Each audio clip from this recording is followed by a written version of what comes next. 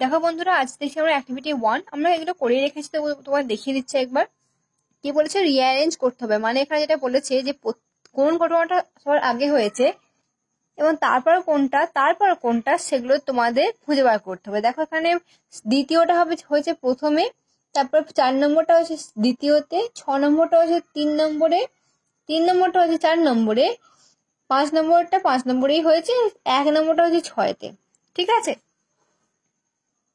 দেখো এখানে অ্যাক্টিভিটি 2 কি বলেছে যে এখানে দেওয়া আছে, আর যেগুলো দেওয়া নেই সেগুলো টেক্সটে খুঁজে বার করতে হবে। এখানে বলেছে অন এ ডিসেম্বর আফটারনুন সিসির বাইরে করতে হবে কি এন্টার সুভাষ বেডরুম। ডিসেম্বরের বিকালবেলা সিসির কিনা সুভাষের বেডরুমে গিয়েছিল। বিয়েটা দেখো, the task that Subhash gave Cecil was, কি কাজ দিয়েছিল? To help plan and carry out, তাকে সাহায্য করতে হবে। সেটা কি বলেছে? One Woodburn Park was dash Cecil's house, এই জায়গায় কোথায় কি ছিল না সিসিরের বাড়ি ছিল। আর ডিএটা কি বলেছে? The escape plan of Subhas and Sisir was to drive out in the most natural fashion through the main gate. সিংহ দুয়ার বা প্রধান দরজা দিয়ে এটা খুব সাধারণ পোশাকে তারা কিনা বেরিয়ে যাবে। দেখো এবার দেখো অ্যাক্টিভিটি 3 কি বলেছে?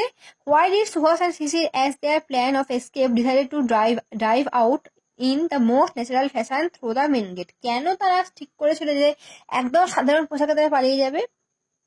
কি হবে উত্তরটা দেখো, Subhash and Cecil as their plan of escape decided to drive out in the most natural fashion through the main gate so that nobody would suspect them. তারা এই কারণে এটা করেছিল কারণ যাতে করে তাদের কেউ সন্দেহ করবে না যদি তারা খুব সাধারণ পোশাকে বেরিয়ে যায়। ঠিক আছে।